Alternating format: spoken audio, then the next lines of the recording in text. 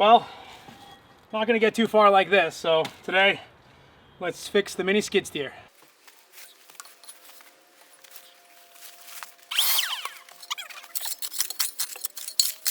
So this first side is gonna be easy because to get the old track off, we actually already released the piston, so we'll throw the new track on this side, and on the other side, I'll show you a little bit more of the process of what we actually have to do to get this going.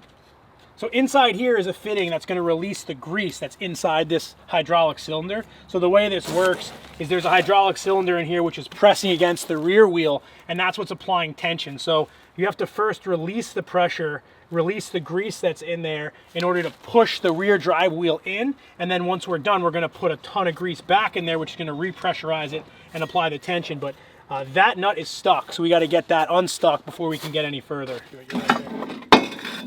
There's probably supposed to be a pin in there.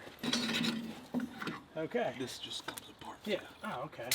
All right, we got to take this end off to get the grease out of this. We're going to use some WD-40 Specialist penetrant spray to make sure that this comes loose. This is my favorite penetrating spray for anything like this. Spray it in, let it sit for a little bit, and then we'll get that out.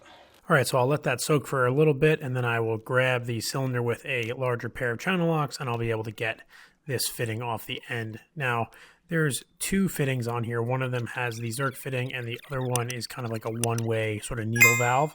And in order to release the grease out of this, you have to actually take both of them off. And then my buddy Mac had an idea to use a F-clamp to squeeze out any of the grease that's in there. So what I didn't really show in this is that Mac, when the track broke, he did try to repair it with just sort of like a mending plate so that he could move the machine, and then he did repressurize the grease a little bit. So I had to empty out what he had put in there, and then I could reinstall all those fittings. It's all very, very simple. It's just a matter of putting things back in the right orientation. And once we slide that piece in there, it does take a little bit of messing with to get everything aligned, and then there isn't really anything to keep the cylinder from spinning, like I said. But once it's in there, I can go and grab the tracks. Now, I got these tracks from blackdogtracks.com. I did shop around for new tracks, and I found that these were by far the most economically priced, and after speaking to their customer service, they were really knowledgeable and helped me pick the right ones. And these things are going to be a huge improvement over the ones that came on the machine. Now, this is the first time I've ever installed tracks on a machine like this, but I watched some videos, and I figured the best way to do it was to actually run the machine under power, and Mac just gave it a little push, and it slid right on. All right, so the track is on. Now we're going to add grease to that fitting in there, which spun, great. And then we're going to add some tension to this. Let's see how it goes. So luckily I have a battery-powered grease gun, because doing this by hand would have taken forever. Even with the grease gun running, this still took a lot of grease. It took almost an entire tube of grease per side. And what I read online was you basically just want a little bit of slack off the bottom of the rollers, but I'm sure these tracks are going to stretch a little bit, so I just wanted to make sure that they were tracking correctly, forward and reverse, and then I could go ahead and move on to the other side. So the other side, the track is still intact, but it's the same process, right? I've got to get all the grease out of there, and I've got to remove the track, move the drive wheel in, and this will be a little better representation of what it takes to actually do this job. So on this side, because the track is still intact, and I don't want to cut it, it's kind of going to be like a backup track. I actually have to take that fitting off inside here, which is going to just dump all the grease out into this, which is going to just suck. But there's no other way to do this, so that's what I'm doing. So these inexpensive import machines, they don't really think so much about service when they design these.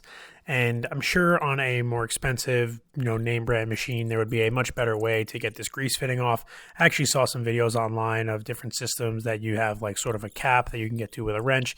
In this case, I literally had to turn that fitting one tiny little bit at a time, and eventually I was able to get it off, and then Macklin jumped on the track, which released the grease. You can see a little bit better of a view of it right here. As he's stepping on the track, you can see all of the grease coming out of that cylinder into that hole. So again, this is not a great system. All the grease winds up in the arm of the machine, and you've got to go and scoop it all out. But once I got that off, I was able to run the machine in reverse. We were able to pull the track off, and then we can go ahead and go through the same process. So I can pull the tension wheel off, and then I can pull the cylinder out, and I can take a look over at the fitting. All right, so this Zerk fitting is broken, and if you look at this, it might be hard to tell on camera, but this is all bent. So I'm hoping that this thing is still intact. I guess I'm gonna try to unscrew it. I almost want to leave it together because it was holding pressure. So I think if I take this apart and I break this, then this might not hold pressure anymore. So I think I'm gonna leave this, and then I'll just change out this Zerk fitting. Yeah, I think that's the move.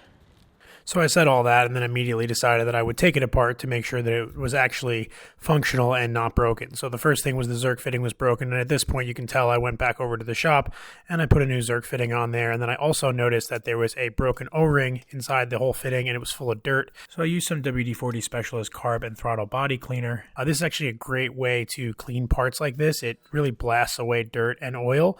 It's not a degreaser obviously, and it's not necessarily made for this, but it's a great way I've found to clean hydraulic fittings and make sure that they stay nice and clean when you reassemble them. Now I was able to get that tight. Now originally I did mention that it was a little crooked. It's because it was a little cross-threaded, but I wound up getting a pretty good seal on it. And I did check it with 2 grease guns to make sure that the fitting that I put on was working correctly and not leaking, because this needs to hold pressure really well. Otherwise I'm not going to be able to keep tension on the track. So now with that fixed, I can reinstall it back at the machine and give that a good tension. And then I can go ahead and stick the hydraulic tensioning cylinder back in there. Macklin helped me through that little sight hole with the pry bar, making sure everything was nice and straight. And then we go ahead and put in the rear tension wheel. Now you can see the distance between those last 2 wheels. Now those need to be basically touching, and the way that I can do that is by making sure there's no dirt or anything in the way and making sure that everything's indexed properly, and then we can go ahead and try to get this second track on. Now I went with a block pattern track, which is supposed to be better in my gravel, stop it from kind of ripping it up as much, and you can see we were much better luck getting the second track on this side. Now, same thing when it comes to greasing this up. It took almost an entire tube of grease, and I was so thankful to not have to do this by hand because it really would have been difficult to get an entire tube of grease in there. Now I can go ahead and test it out, get down off the jack, and get the machine on its own weight.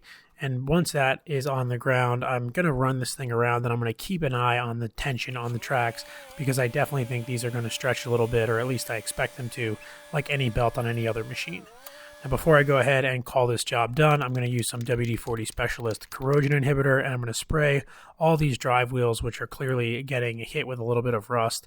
Now I'm sure I could try to paint these, but at least for now the rust inhibitor is going to help protect them, and it's going to keep this machine running and keep these things from rotting out if they sit in the mud or the rain for a long period of time. Now all in all, the machine seems to be running well. The new tracks are a little smaller than the old ones, so we'll be interesting to see how that affects the performance, but I filled in the little hole that we put in Max Yard, and all in all, this was an easy way to fix this machine. I'm really excited to have it back up and running. We've had this down for quite a while, and I'm looking forward to some more projects with it this spring.